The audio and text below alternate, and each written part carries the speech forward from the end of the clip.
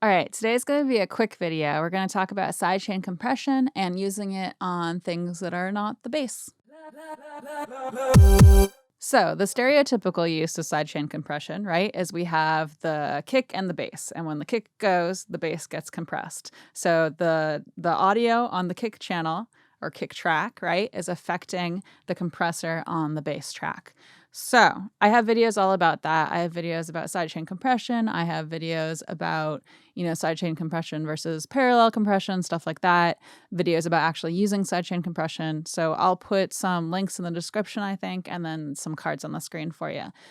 Today, what I wanted to talk about is maybe obvious to some people. I don't know. Let me know what you think. But it's the idea of using sidechain compression on other elements besides just the, getting the kick and the bass to work well together.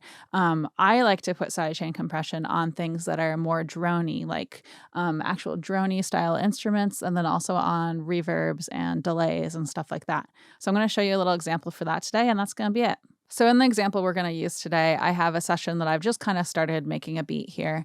And you'll notice I have, we're down near all my drum tracks here. So like this kick right here, if you zoom in, it's just a bunch of kick samples. I just have one kick sample in place so far. And then I also have, a bunch of different aux tracks for my drums. So I have basically like my dry aux track, which apparently has nothing on it yet in terms of plugins. I'm not sure why I have two here, but then I have a bunch of drum tracks that are there for more of an effect, right? So I have my parallel compression here with some saturation and stuff, saturation distortion. I have a fuzz track, which is obviously a technical term, reverb funk, reverb plate. Sometimes I'll have a couple more, sometimes I'll have a couple less, but they're each different effects, right? One of them here is like delay and reverb, and I've pitch shifted it down, for example. Another one is, it just depends on what I'm feeling. Sometimes I'll have some warmer reverbs and delays in place, and then I'll also have some more bright, snappy reverbs and delays. But that's not the point. The point is I have all these tracks right here, and it's creating a lot of like going on. And it can be a lot. And what I like to do is have it come in and out. So you'll notice here in the choruses, for example, if you look at my marker here, 3, this is a chorus. I've boosted it for the choruses to make the chorus feel like bigger and fuller and more powerful. And then I have during the bridge, I have it kind of automating up and down to make it more interesting, I guess. And kind of culminating towards the end of the bridge and it feeling a little bit overwhelming, hopefully. I like to kind of overwhelm myself with this stuff sometimes. So what I'll do is I'll play the bridge so you can kind of hear these things coming and going. And just feel what you want to listen for is that like feeling of this like it's like reverbs and delays, right? So it's like this washy thing that's coming up and taking over. So actually, what I'm going to do? I'm going to do period 6 period to jump to the 6th marker here. So I'm going to start exactly on the 6th marker.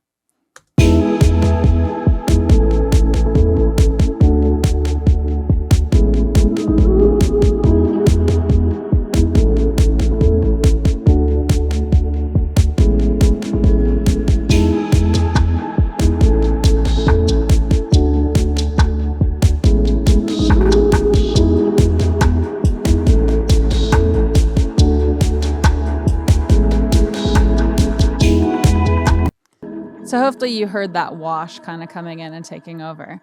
So what you might notice is that I have on most of these tracks, I have this compressor down here. And usually when I have a compressor down separate from everything, it's usually because it's for sidechain compression. So you'll notice that it's taking in the kick bus and it's looking at the external source. So it is sidechained to the kick. And same thing with these. And I may or may not have changed them yet. There's some variation if you look at the threshold especially. But I haven't really tweaked these yet. Again, this is like early stages for a beat. But what I might do here is I might solo these tracks. Let's see, I think this one through here. No, through here are going through the drum bus. So see how they're all going out through the drum bus, and then that's being fed from drum bus into 11, 12, 13, 14 for my stuff here. So I'm going to do Option Shift to solo these so we can just focus on this one instrument here. And then what I'm going to do is I'm going to play that bridge section, and I'm going to bring these in and out so you can kind of hear the difference in what it's doing. So I'll just do that.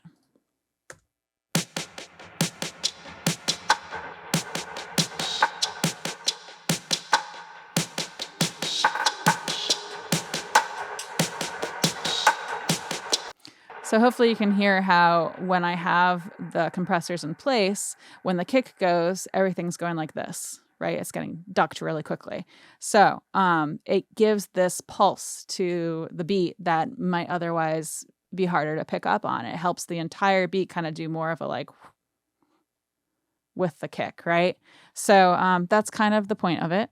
I'll play it in context again with and without. So you just listen for that, that, how would you describe that? I guess you can listen for that, the pulse, listen for the pulse with the kick drum. So I'm going to play this in context. So I'm going to do Option Shift and take away the solo on this. And what I want us to do is just kind of listen to how when I kick these compressors in and out, you can feel that pulse change, right? So it goes from feeling like everything's kind of pulsing with the kick to less of a pulse, which I think is less fun. I don't know, but it's all preference, right? And I'll go up here where we have more of this stuff going on, so it might be a little more obvious. And actually, maybe I'll loop like a few measures. Okay. So I'm going to hit play, and we're going to listen.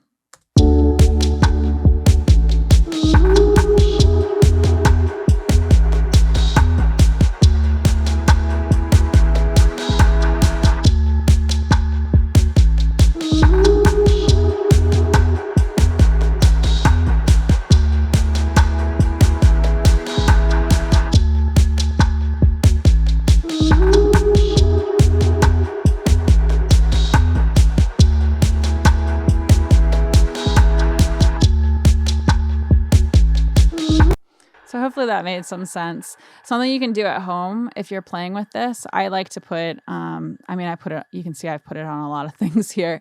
But my main reverb as well, I'll put it on, and definitely anything that's like more ambient. Like most of these vocals, I have them labeled some of them labeled as leads, but normally I wouldn't put it on leads. These vocals are more like oohs and ahs. So usually what I do with these beats is I'll work with the client on finishing them, and they'll top line over them. And so any like lead vocals that I put in here are just place fillers. They're not actually what's going to end up in place. So all the vocals that actually stay that I might want to start mixing tend to be, backing vocals that are more like oohs and ahs. And those tend to have a lot of reverb, and I tend to do the same thing with them. So I kind of have them go like this.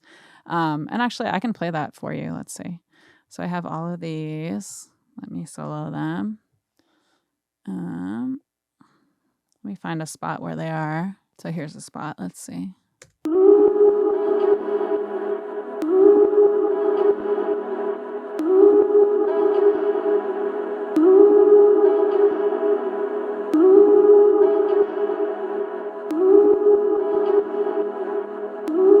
So I'll probably tweak this because I didn't really like exactly how it was doing that. But again, I literally just started this beat. So I'm going to do Option Shift, click to undo that. And let's see, what else might we want to talk about here? I think that's basically it. I think the only other thing I was going to say is that if you're at home and you're messing with this, one thing you can do is you can make this way more extreme. So start playing with the ratio, the threshold. You can mess with the tack. Oh my gosh, my release is so quick here. Oh, I might change that. I'm gonna go through and listen, and I might change that. But anyway, usually I have the release more like over here somewhere, depending on how it sounds. So I'll probably go through and change that. But staying focused, what you can do at home is make this more extreme, and you'll feel, especially if you drag this threshold way down, you'll feel it pulsing more with the kick. And there's definitely a balance of like a little bit of that pulse is good, but if it's too obvious, it might feel a little wonky to you. It feels a little wonky to me, at least. So I try to find that balance of, not too much, not too little. And I just do my best. I don't know. I guess that's it. Let me know what you think. As always, like, comment, subscribe, hit the notification bell. I'd appreciate all of that stuff. I have a Patreon. It helps support this channel. This is a very small channel. So I appreciate all of my Patreon patrons. Thank you so much. And if you feel so inclined, you can join my Patreon for as little as $1 a month, I believe. And we have additional content. We have a Discord server. We have a book club that we started. It's all audio engineering, music production, creative work type of books.